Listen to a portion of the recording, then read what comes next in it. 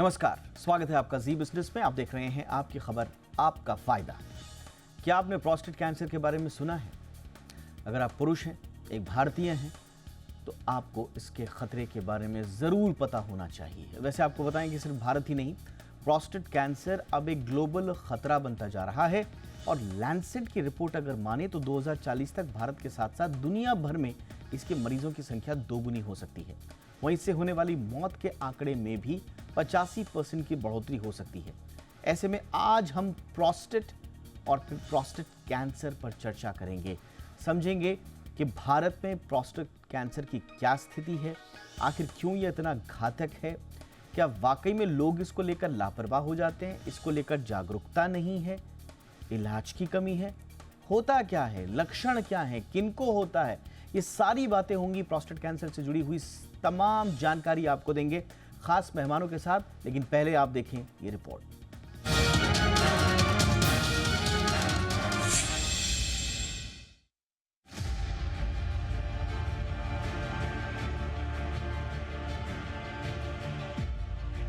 Prostate cancer तेजी से भारत के साथ साथ दुनिया भर में अपने पांव पसार रहा है।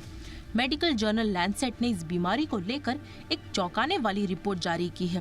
रिपोर्ट के मुताबिक दुनिया भर में 2020 में प्रोस्टेट कैंसर के जहां 14 लाख के करीब मामले थे, वो 2040 तक बढ़कर 29 लाख के करीब हो सकते हैं, यानी 20 साल में दोगुनी बढ़ोतरी। इससे भी बड़ा खतरा ये है कि इस दौरान इससे मरने वालों की संख्या में भी 85% तक की बढ़ोतरी दर्ज हो सकती है। अब असली खतरे पर आते हैं। भारत की बात करें तो यहाँ हर साल प्रोस्टेट कैंसर के 33,000 से 42,000 नए मामले सामने आते हैं, लेकिन 2040 तक ये आंकड़ा बढ़कर सालाना 71,000 के आंकड़े तक पहुँच सकता है। भारत में कैंसर के कुल मामलों में प्रोस्टेट कैंसर की 3% की हिस्सेदारी है। चिंता की बात यह है कि देश में अधिकांश लोगों को इस कैंसर का तब पता चलता है जब ये एडवांस स्टेज में आ चुका होता है।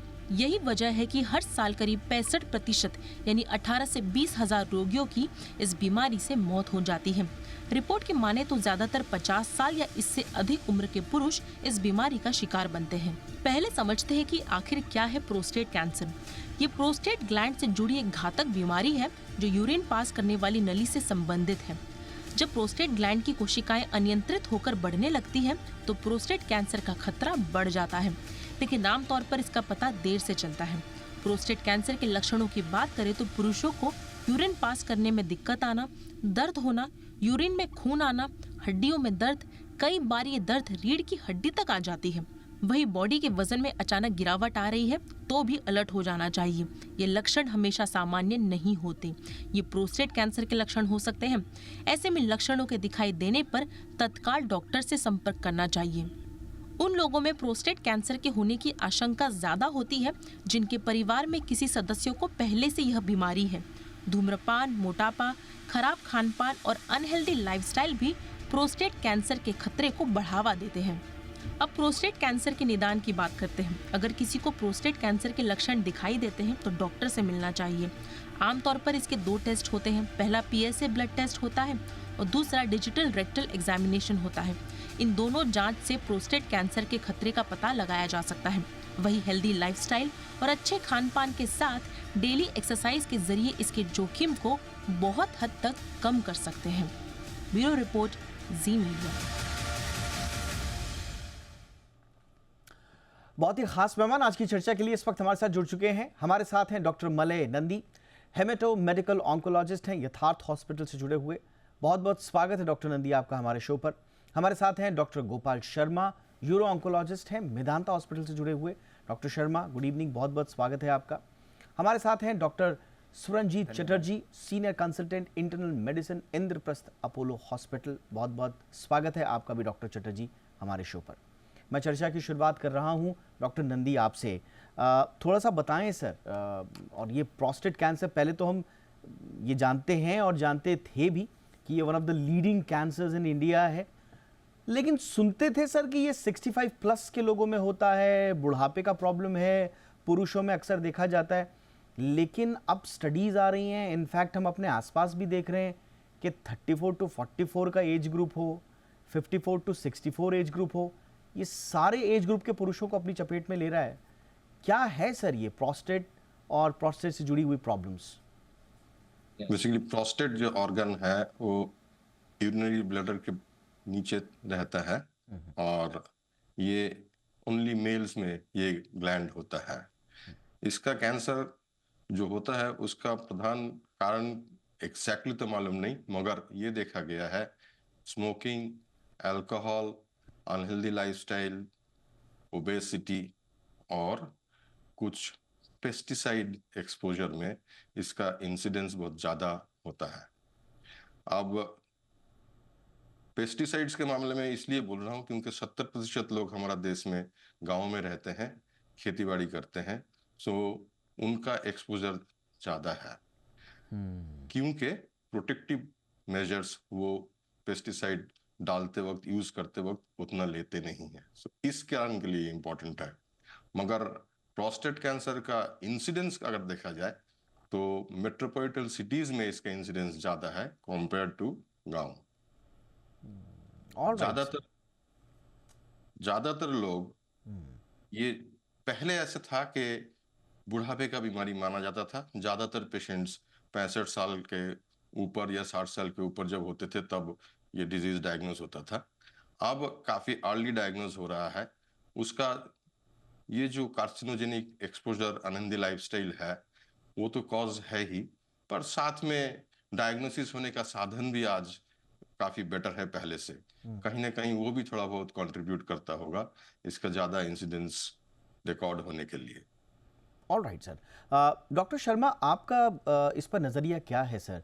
ये जो अर्ली डायग्नोस जो हो रहा है, अर्ली एज में जो डायग्नोसिस हो रहा है भारत में ख़ास तौर से, और यंगर एज में हम देख रहे हैं कि लगातार इस तरह के मामले बढ़ते जा रहे हैं, इसके पीछे कारण क्या है? स्क्रीनिंग ज़्यादा हो रही है, डायग्नोस ज़्यादा आसान हो गया है, ज़्यादा लोग रेगुलर चेकअप्स करने लगे उस वजह से, या वाकई में इसका जो फर्स्ट स्टेज है प्रोस्टेट एनलार्जमेंट वो अब ज़्यादा से ज़्यादा पुरुषों में देखा जा रहा है? आपका इस पर क्या नज़रिया है सर? यदि आप जो अभी लेंसेट में जो आर्टिकल पब्लिश हुआ है उसको आप डिटेल में पढ़ेंगे तो आप एक चीज़ नोटिस करेंगे कि अर्बन एरियाज़ में ये कैंसर ज़्यादा डिटेक्ट किया गया है as compare to rural areas. तो इसका मतलब ये है कि जो अर्बन एरियाज़ में इस कैंसर के लिए जागरूकता अभी हमारे देश में बढ़ रही है।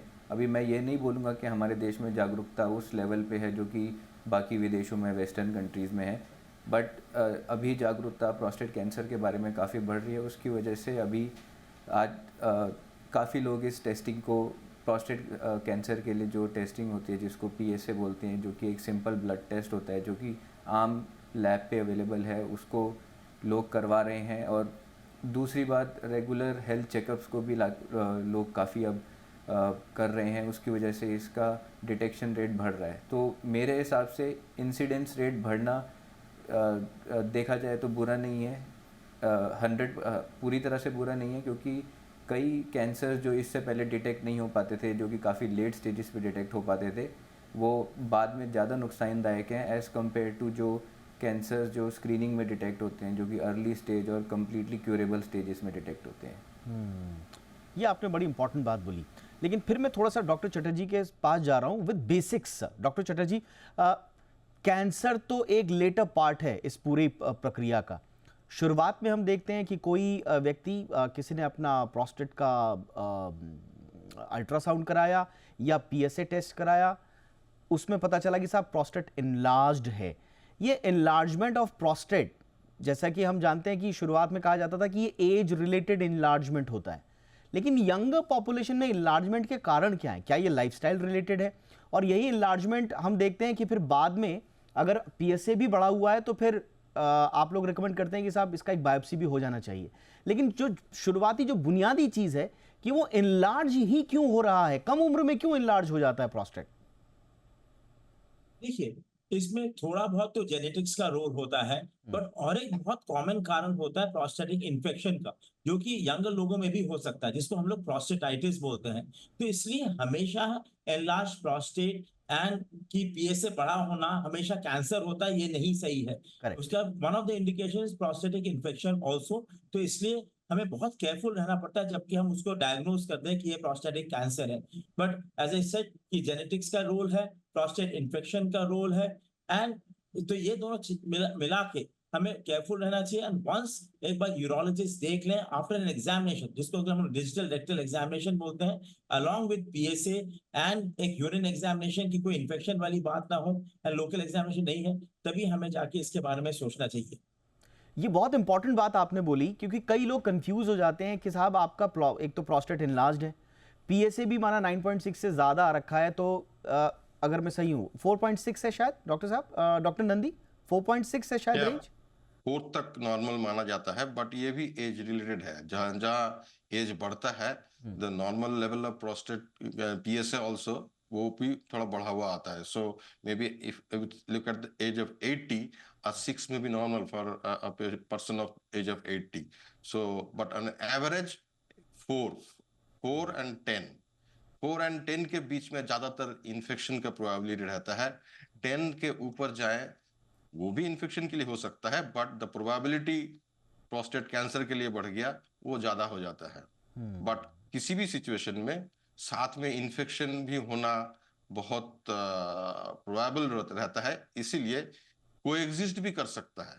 सो देयरफॉर प्रोस्टेट पीएसए अगर ज्यादा मिले और 10, 12, 20 प्रोस्टेट कैंसर के साथ साथ इन्फेक्शन भी ख्याल रखना पड़ता है, और दोनों के हिसाब से पेशेंट्स को इन्वेस्टिगेट करना जरूरी है। ये बारीकियां समझना आपको बहुत ज़रूरी है, क्योंकि कई लोग जब रिपोर्ट आती तो बहुत ज़्यादा डर जाते हैं, और हमारे देश में तो जब कैंसर का नाम आता है तो फिर परिस्थितियां ऐसी हो जाती हैं कि एक व्यक्ति डिनायल के मोड में चला जाता है और वो बीमारी को छुपाने की कोशिश करता है। डॉक्टर शर्मा, ये कोई ज़रूरी नहीं कि किसी का प्रोस्टेट इनलार्ज्ड है, और जो कि डॉक्टर नंदी ने भी बताया अभी, किसी का प्रोस्टेट अगर इनलार्ज्ड है और पीएसए भी अगर बढ़ा हुआ आ रहा है, तो ये कोई ज़रूरी नहीं है, ये समझना बहुत ज़रूरी है कि ये कोई ज़रूरी नहीं कि ये कैंसर हो, अगर हो भी तो भी पकड़ में आ सकता है। और क्या ये पूरी तरह से ट्रीटेबल है डॉक्टर शर्मा? तो पीएसए बढ़ने के कई सारे रीजंस हो सकते हैं। उसमें एक सबसे कॉमन रीज़न होता है इन्फेक्शन होना, जिसको हमारी लैंग्वेज में प्रोस्टेटाइटिस बोलते हैं। दूसरा रीज़न होता है प्रोस्टेट का साइज़ बढ़ना, जिसको बिनाइन प्रोस्टेटिक हाइपरट्रोफी या हाइपरप्लेजिया बोलते हैं। और जो तीसरा रीज़न होता है वो प्रोस्टेट कैंसर होता है। तो हमारे पास जब भी कोई मरीज़ आता है विद एलिवेटेड पीएसए, हमारा उसका इन्वेस्टिगेशन का उद्देश्य ये होता है कि हम उसमें प्रोस्टेट कैंसर है या नहीं है उसका पता लगाएं। तो उसके लिए आगे इवैल्यूएशन होता है। एंड मेरे हिसाब से सभी पेशेंट्स जिनमें पीएसए बढ़ा होता है वो प्रोस्टेट कैंसर नहीं होता, उसको अच्छे से इवैल्यूएशन करना ज़रूरी होता है। ऑलराइट डॉक्टर चटर्जी, अगर normal non cancerous prostate infection या प्रोस्टेट एनलार्जमेंट है, तो क्या ये नॉर्मल दवाओं से, लाइफस्टाइल चेंजेस से ठीक हो सकता है सर, या फिर इसमें सर्जरी की ही आवश्यकता होती है? देखिए, जहां तक प्रोस्टेटाइटिस वाली बात है या प्रोस्टेट इन्फेक्शन वाली बात है, उसका तो दवाइयों से इलाज हो सकता है आराम से। पर हाँ, उसमें एक चीज याद रखने वाली बात होती है कि इसमें जो दवाइयां चलती हैं वो तो जैसे कि एंटीबायोटिक्स हुए या तो ये काफी लंबी चलती है। ये नहीं कि आपने 5 दिन या 7 दिन में जो नॉर्मल हमारे इन्फेक्शन का इलाज होता है उससे ये ठीक नहीं होता है। तो कई बार इसमें हमें 4 से 6 हफ्ता में इसको इलाज करना पड़ता है, देखने के लिए कि प्रोस्टेट इन्फेक्शन बेहतर हुआ कि नहीं हुआ। अगर इवन आफ्टर दैट ट्रीटमेंट अगर पीएसए लेवल हाई रहता है, तो obviously the suspicion of prostate cancer rise कर जाता है, तो उस पर भी हमको ध्यान देना पड़ता है। बट कई बार जो है ऑपरेशन वाली बात जो आ रही है, अगर प्रोस्टेटिक एब्सेस बनता है कभी कभी, तो वहां तो ऑपरेशन करना पड़ता है, कई बार डीलूपिंग करके उसका प्रोस्टेट का ऑपरेशन करना पड़ता है। द अदरवाइज अगर प्रोस्टेटिक एब्सेस नहीं है, आपका प्रोस्टेटाइटिस ठीक हो गया और आपका प्रोस्टेट बढ़ा हुआ ही रहता है, जिससे कि आपको सिम्टम्स हो रहे हैं, जहाँ किसी को हम लोग बोलते हैं कि यूरिन में मतलब हेजिटेंसी है या फ्रीक्वेंसी है या नॉक्टूरिया है, जो कि ये सब अगर सिम्टम्स पर्सिस्ट करते हैं, तो पहले नॉर्मल टैबलेट्स कोशिश किया जाता है। अगर कई बार देखा गया कि नॉर्मल टैबलेट से आपके सिम्टोमेटिक आपको रिलीफ होता है, बट ये अगर देखा गया कि आपको सिम्टोमेटिक रिलीफ टैबलेट से नहीं मिल रहा है, या कभी कभी अगर पेशेंट यूरिनरी रिटेंशन में चले जा रहा है, तब आपको हो सकता है ऑपरेशन करके ही उसका इलाज करना पड़ेगा। ऑलराइट, तो यहाँ पर ऑपरेशन ही एकमात्र आपको तरीका नज़र आता है। अब मैं ले रहा हूँ छोटा सा ब्रेक, और ब्रेक के बाद देखिए प्रोस्टेट की हमने बुनियादी समझ बना ली, और प्रोस्टेट के साथ साथ पीएसए की बात हमने इसलिए करी क्योंकि आप जब ब्लड टेस्ट कराने जाते हैं तो पीएसए रिपोर्ट प्रोस्टेट से जुड़ी हुई रिपोर्ट होती है, और उस पीएसए का, जैसे डॉक्टर साहब ने बताया, अगर वो 4 से ऊपर है तो फिर माना यह जाता है कि वो हो सकता है कि कैंसरस भी हो, और फिर डॉक्टर उसका अपने तरीके से पड़ताल करते हैं। हर मामले में ये जरूरी नहीं कि पीएसए बढ़ा हुआ है, इन्फेक्शन भी है प्रोस्टेट में तो वो कैंसर हो, लेकिन हाँ, उसको रूल आउट करना बहुत जरूरी है, उसकी तह तक जाना बहुत जरूरी होता है, इसलिए इसके आगे के इन्वेस्टिगेशन जारी होते हैं। अब ये मोटी मोटी बात आप समझ गए। अब ब्रेक के बाद हम बात करेंगे वो लक्षण क्या हैं जिससे हम ये समझ जाएं कि प्रोस्टेट में कुछ गड़बड़ है, ताकि वो हम समय पर पकड़ लें और उसका इलाज सही समय पर हो जाए, ताकि कैंसर बनने तक की अवस्था ना आ पाए। एक छोटे से ब्रेक के बाद हम फिर से बुनियादी लक्षणों की ओर लौटेंगे और देंगे आपको जानकारी इसके बारे में। देखते रहिए आपकी खबर, आपका फायदा।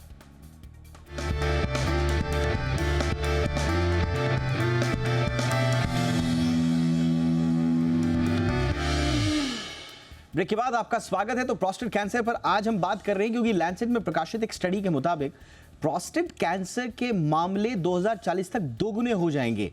ये थोड़ी सी अलार्मिंग सिचुएशन है क्योंकि याद रखिए प्रोस्टेट कैंसर भारत में one of the leading cancers में से एक है जिससे मौतें भी होती हैं, इसलिए थोड़ा सा समझना जरूरी है।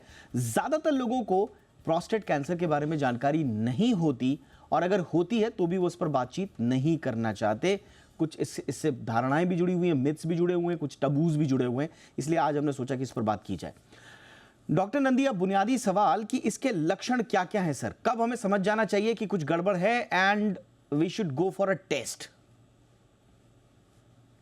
भी कैंसर में शुरुआती जो सिम्टम्स लक्षण होते हैं वो बहुत ही मामूली होते हैं। कई सारे डिजीज में सेम टाइप ऑफ सिम्टम्स हो सकते हैं।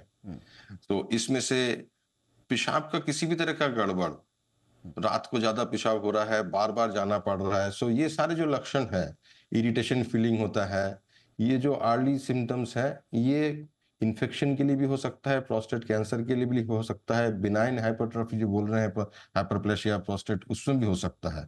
सो देयरफॉर इंपॉर्टेंट चीज है, जब ये सिम्टम्स शुरुआती हैं उस टाइम जरूर एक यूरोलॉजिस्ट को दिखाएं, ताकि वो जो डिजिटल रेक्टल एग्जामिनेशन होता है उससे काफी ज्यादा इंफॉर्मेशन मिलता है अपार्ट फ्रॉम ये पीएसए का टेस्ट और urine test. Digital rectal examination में यूरोलॉजिस्ट एक्चुअली फील करते हैं प्रोस्टेट वो कितना हार्ड है। That hardness of feeling is very important for suspicion. ये एक बात है। अगर और भी लेट स्टेज हो जाए तो पेशाब में खून आ सकता है। ज्यादातर कॉमनली पेशाब में खून आने से प्रोबेबिलिटी ब्लडर का कैंसर का हो, लेकिन प्रोस्टेट के कैंसर में भी पेशाब में खून आ सकता है। कहीं भी कैंसर हो, ये तो एबनॉर्मल टिश्यू है, तो साथ में इन्फेक्शंस भी हो सकते हैं लेटर स्टेज में। सो वो इन्फेक्शन के लिए फीवर भी आ सकता है। सो फीवर आने से ओनली इन्फेक्शन ही होगा, प्रोस्टेट कैंसर नहीं होगा, ऐसा भी नहीं है। बट कॉमन थिंग, जो कॉमन सेंस ये है, जो भी लोअर यूरिनरी ट्रैक्ट, जो पेशाब का रास्ता है, वो लोअर यूरिनरी ट्रैक्ट, किडनी से यूरिनरी ब्लडर तक अपर पार्ट है, यूरिनरी ब्लडर से नीचे, वो उसका जो सिम्टम्स है, वो सिम्टम्स होने से जरूर किसी यूरोलॉजिस्ट को दिखाएं, जो भी टेस्ट वो कहते हैं वो कराएं। हमारा देश में सबसे बड़ा प्रॉब्लम ये है कि शुरुआती स्टेज में, जब अब कोई भी कैंसर जानने के लिए अर्ली स्टेज में कुछ सोफिस्टिकेटेड कॉमन इन्वेस्टिगेशन से होगा नहीं, तो सोफिस्टिकेटेड इन्वेस्टिगेशन करना पड़ता है, और वहां ज्यादातर लोग चूक जाते हैं, सोचते हैं कि ये शुरुआती इतना प्रॉब्लम के लिए इतना जांच क्यों करना। ये धारणा के लिए बहुत लोग जांच कराते नहीं है। ये पब्लिक को समझना बहुत जरूरी है, आम लोगों को समझना बहुत जरूरी है। तो यूरोलॉजिस्ट को दिखाएं, जो भी टेस्ट वो एडवाइज करें वो करें, तभी ये अर्ली स्टेज में डायग्नोज होगा। लेट स्टेज में जहां फैल जाता है बीमारी, बोन्स में फैल जाए, लिम्फ नोड्स में फैल जाए, लिवर में फैल जाए, तो उसके लिए पेन में जहां फैलेगा उस हिसाब से सिम्टम्स होगा।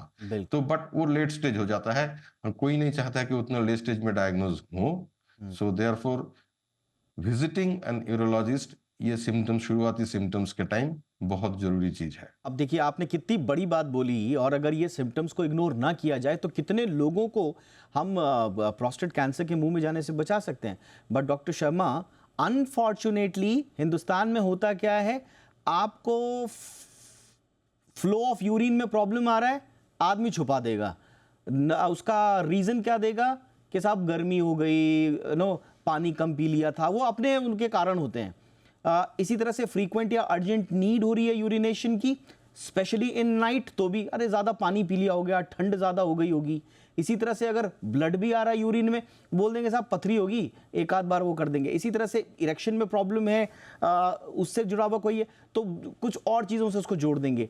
और यही तो वो सिम्टम्स हैं जिनको आपको इग्नोर नहीं करना। एम आई राइट सर?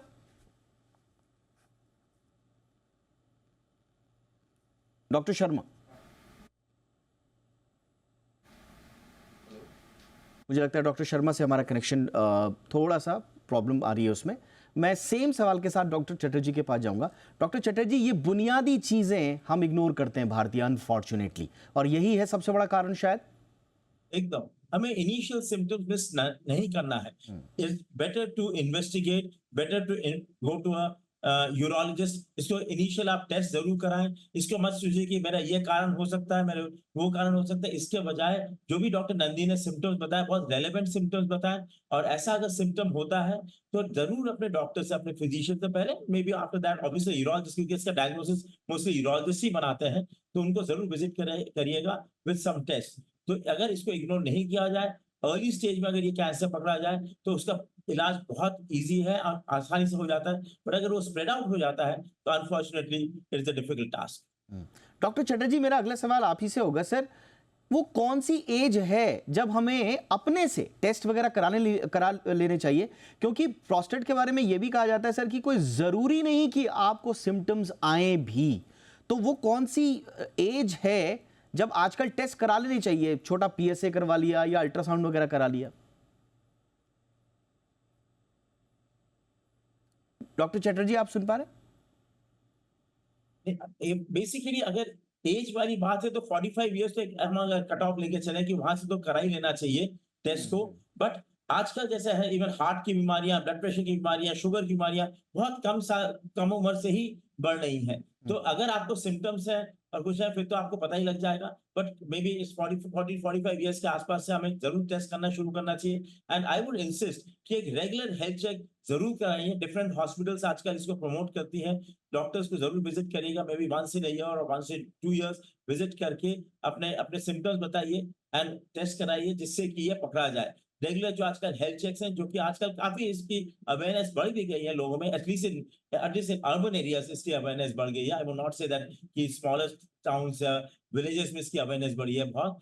तो अगर हम रेगुलरली चेक कराएं तो इसको अर्ली स्टेज में पकड़ सकते हैं। एंड मेरा ये रहेगा कि 45 इयर्स एंड अबव में तो करना ही चाहिए। पर जैसे हमारी स्टडीज ने दिखाया कि even at A younger age आज का प्रोस्टेटिक मैलिग्नेंसी एंड कैंसर हो रहा है। And same holds true for heart problems, blood pressure, diabetes, lipid, सबके वो सबका ही एज थोड़ा यंगर से चलाएं। तो हम जितने ही जल्दी हम लोग हेल्थ चेक अपना शुरू करा पाए या रूटीन टेस्ट करा पाए, वो हमेशा बेहतर है। Maybe even people can start doing it at 30 years of age if they feel that.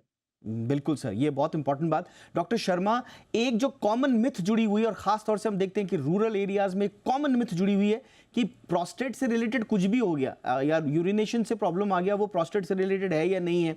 तो साहब उसका जो होगा, और खास तौर से अगर प्रोस्टेट निकला या उससे जुड़ी हुई कोई गड़बड़ी निकली, फॉरगेट अबाउट द कैंसर, उससे जुड़ा हुआ कोई भी इलाज आप करेंगे तो it will always cause impotence और इनकॉन्टिनेंस। ये एक बड़ी कॉमन मिथ है लोगों में, और लोग फिर उसको छिपाने लग जाते हैं।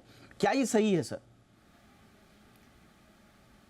हाँ, ये आपने बिल्कुल सही कहा। जो मैं तो ये बोलूँगा, रूरल एरिया नहीं, गांव में नहीं, बल्कि हमारे पास जो शहरों से भी पेशेंट आते हैं, इवन पढ़े लिखे पेशेंट्स भी आते हैं, उनका सबसे कॉमन डाउट और क्वेरी यही होता है कि अगर हम प्रोस्टेट से रिलेटेड कोई भी सर्जरी करेंगे तो उस सर्जरी के बाद क्या हमारे लिंग में तनाव आएगा कि नहीं आएगा, या हम यूरिन कंट्रोल कर पाएंगे नहीं कर पाएंगे।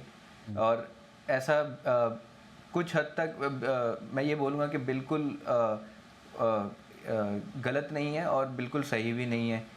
डिपेंड करता है कि सर्जरी हम कौन सी कर रहे हैं और क्या ट्रीटमेंट दे रहे हैं, उसके ऊपर ये सारी चीज़ें डिपेंड करती हैं। बट सर्जरी के बाद ये सारी प्रॉब्लम्स आएंगी, ये कोई 100% नहीं है। तो डिपेंड करता है ट्रीटमेंट के हम क्या दे रहे हैं, उस पर ये सब चीज़ें डिपेंड करेंगी। एब्सोल्युटली। देखिए, कैंसर ट्रीटमेंट में इंक्लूड जो जैसा सर बता रहे हैं कि erectile dysfunction, urinary bowel dysfunction, loss of fertility, लेकिन ये कोई ज़रूरी नहीं है। तो आप कम से कम जाइए तो ऐसे, और हो सकता है कि आपका वो चेकअप जब हो रहा हो तो कैंसर तक बात आए ना, वो सामान्य आपका इन्फेक्शन हो, आपका इनलार्जमेंट हो और वो दवाओं से ठीक हो जाए। तो प्लीज़ इग्नोर मत कीजिए, की यही है कि इग्नोर मत कीजिए। और जो हमारे शो में हमारे तीनों मेहमानों ने जो लक्षण बताए हैं, जो लाइफस्टाइल जो इसके लिए जिम्मेदार है, वो चीज़ें बताई हैं, उनका ध्यान रखना बहुत ज़रूरी है।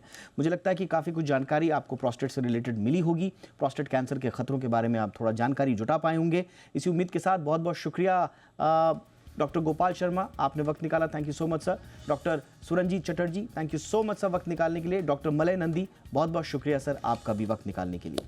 आपकी खबर आपका फ़ायदा में इतना ही, अपना ख्याल रखिए, नमस्कार।